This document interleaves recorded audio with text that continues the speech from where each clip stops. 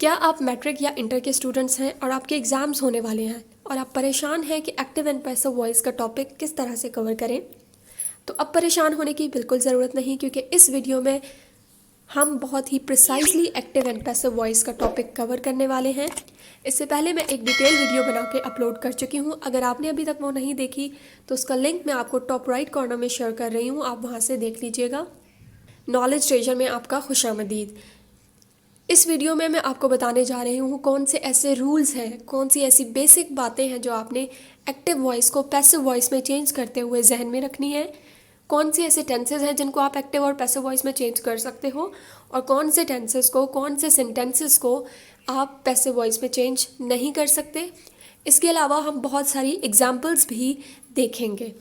तो video skip मत कीजिएगा और कमेंट करके ज़रूर बताइएगा कि आपको वीडियो कैसी लगी। सबसे पहले आपको दो रूल्स हैं जब आप पैसिव वॉइस में किसी भी सेंटेंस को चेंज करोगे, आपको जहन में रखनी है। सबसे पहला रूल तो ये है कि आपको पता होगा सब्जेक्ट जो है वो ऑब्जेक्ट की जगह ले लेता है और ऑब्जेक्ट सब्जेक्ट की जगह ले लेता है। ओके।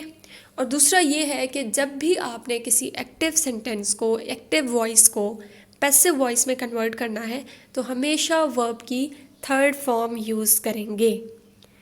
इसके अलावा तीसरी बात ये कि जो ऑक्सिलरी वर्ब यानी जो हेल्पिंग वर्ब होता है वो हर टेंस में डिफरेंट होता है।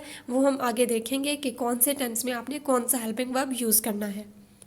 अब आते हैं इस बात पर कि कौन सा टेंस किस टेंस में चेंज होगा, या कौन से टेंस को पैसिव वॉइस में चेंज करते हुए किस टेंस की आपने हेल्पिंग वर्ब यूज़ करनी है। तो इसके लिए जब भी आप किसी कॉन्टिन्यूस टेंस को पैसिव वॉइस में कन्वर्ट करेंगे, चाहे वो प्रेजेंट हो चाहे वो पास्ट कॉन्टिन्यूस टेंस हो, जब आप उसको पैसिव वॉइस में चेंज करेंगे तो थर्ड फॉर्म ऑफ वर्ब के साथ आपने वर्ड बीइंग यूज़ करना है। ठीक है, थर्ड फॉर्म ऑफ वर्ब के साथ वर्ड आपने यूज़ करना है बीइंग। ओके।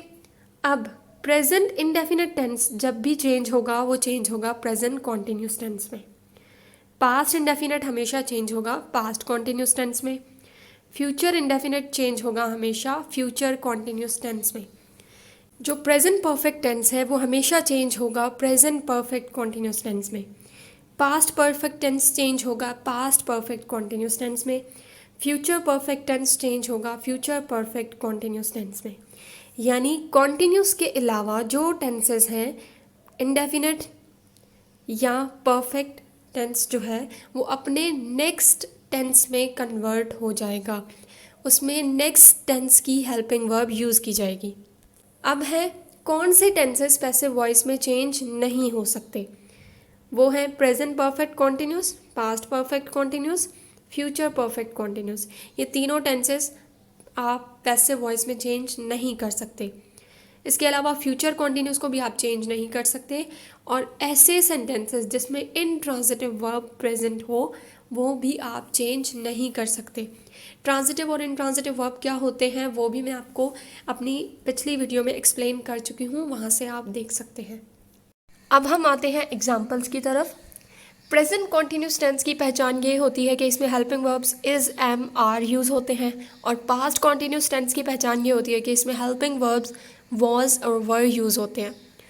तो इन टेंसेस को आप जब पैसिव वॉइस में कन्वर्ट करेंगे तो आपने कोई और चेंजिंग नहीं करनी, सिवाय इसके कि हेल्पिंग वर्ब के साथ आपने वर्ड बीइंग का इजाफा करना है, और जो ऑब्जेक्ट है वो सब्जेक्ट की जगह ले लेगा और सब्जेक्ट ऑब्जेक्ट की जगह ले लेगा, वर्ब की थर्ड फॉर्म आ जाएगी, जो कि हर पैसिव वॉइस का रूल है। तो एग्जाम्पल देखिए प्रेजेंट कॉन्टिन्यूस टेंस में, she is eating a mango, a mango is being eaten by her. A mango पहले क्या था, ऑब्जेक्ट था, अब ये सब्जेक्ट बन गया है, और इज़ के बाद आपने बीइंग का इजाफा किया है, ईटन वर्ब की थर्ड फॉर्म यूज़ की है, और बाय हर शी को, सब्जेक्ट को अब ऑब्जेक्ट बनाना है तो उसको हर में चेंज कर दिया। That's it.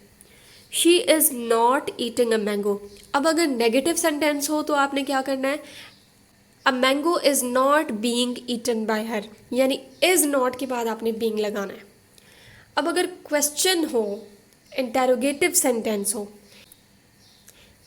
Is she eating a mango, क्या वो आम खा रही है, is a mango being eaten by her. तो अब आपने क्या करना है, इज़ जो है वो सेंटेंस के स्टार्ट में ही रहेगा, उसके बाद आएगा सब्जेक्ट, उसके बाद आपने बीइंग यूज़ करना है और वर्ब की थर्ड फॉर्म, और बाय हर एंड पे यूज़ करना है। ठीक है, is a mango being eaten by her. Next, they are washing shirts, shirts are being washed by them. अब अगर इसको हम नेगेटिव में करें तो they are not washing shirts, तो shirts are not being washed by them.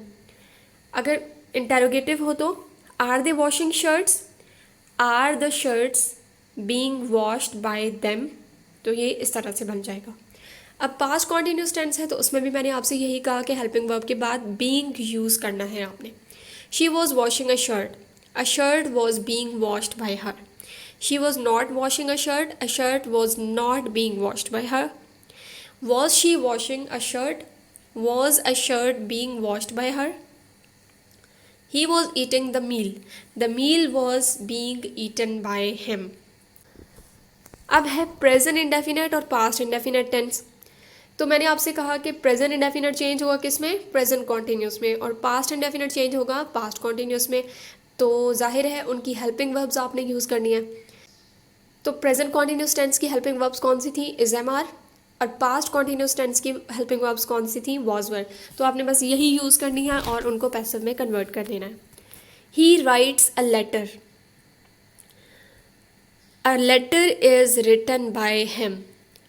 तो पहले आपने ऑब्जेक्ट को सब्जेक्ट की जगह पे रखा, अ लेटर, उसके बाद आपने हेल्पिंग वर्ब यूज़ किया प्रेजेंट कॉन्टिन्यूस टेंस का इज़, फिर थर्ड फॉर्म ऑफ वर्ब, फिर by him. Simple. He does not write a letter is not written by him. अब यहाँ पे देखें, हमने क्योंकि कॉन्टीन्यूस में उसको चेंज करना है तो हेल्पिंग वर्ब भी कॉन्टीन्यूस की लगेगी। तो इज़ नॉट आएगा, डज नॉट नहीं आएगा, इज़ नॉट आएगा। A letter is not written by him. Does he write a letter, तो पैसिव वॉइस में चेंज करने के लिए आपने क्या करना है, डज की जगह पे इज़ लिखना है। Is a letter written by him. They buy books, books are bought by them, books are not bought by them, are books bought by them. इस तरह से हो जाएगा ये तमाम passive voice. Past indefinite tense, he bought a car was bought by him. पहले आएगा object subject की जगह पे अ कार, फिर आपने हेल्पिंग वर्ब यूज़ किया पास्ट कॉन्टिन्यूस टेंस का वॉज, क्योंकि सब्जेक्ट सिंगुलर है। बॉट वर्ब की थर्ड फॉर्म आ गई और बाय ही जो है वो हिम में चेंज हो गया। He did not buy a car. A car was not bought by him. Did he buy a car? Was a car bought by him? I wrote a letter. A letter was written by me. She decorated the walls. The walls were decorated by her. अब है future indefinite tense. Future indefinite tense जब passive voice में change होगा तो future continuous tense के helping verbs use होंगे जो कि होते हैं विल बी और shall be.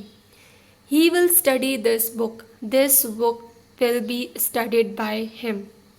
He will not study this book. This book will not be studied by him. Will he study this book? Will this book be studied by him?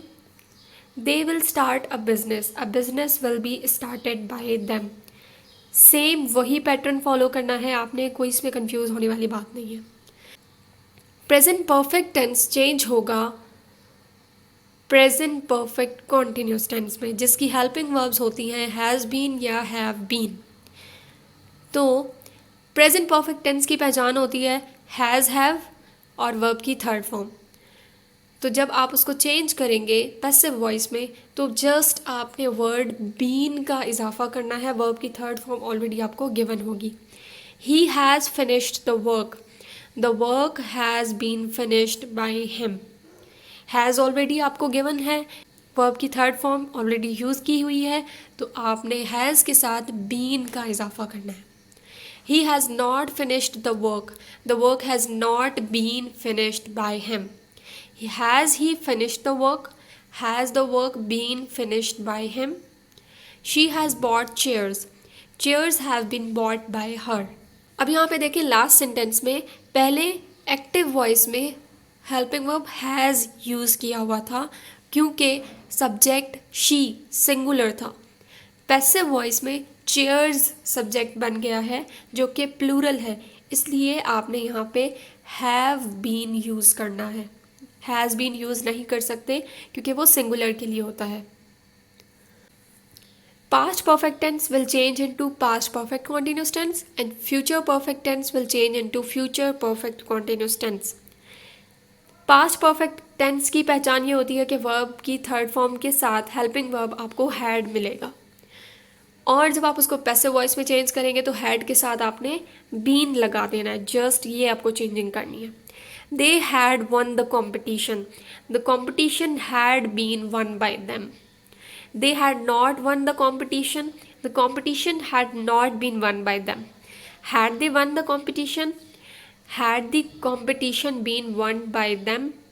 He had bought a car had been bought by him. Simple आपने had के साथ been use कर लिया, और अगर interrogative sentence है तो had जो है वो सेंटेंस के स्टार्ट में ही रहेगा, उसके बाद आएगा सब्जेक्ट यानी जो पहले ऑब्जेक्ट था, उसके बाद आपने बीन यूज़ करना है वर्ब की थर्ड फॉर्म, और फिर बाय और object. Future perfect tense will change into future perfect continuous tense जिसकी हेल्पिंग वर्ब होती है विल हैव बीन। तो विल हैव आपको ऑलरेडी गिवन होगा, उसके साथ आपने बीन यूज़ कर देना है। He will have received the letter will have been received by him. He will not have received the letter will not have been received by him. Will he have received the letter? Will the letter have been received by him? She will have cleaned the room will have been cleaned by her. तो ये था आज का हमारा topic. मिलते हैं next video में एक नए टॉपिक के साथ। Take care of yourself. Thank you for watching. अल्लाह हाफिज़।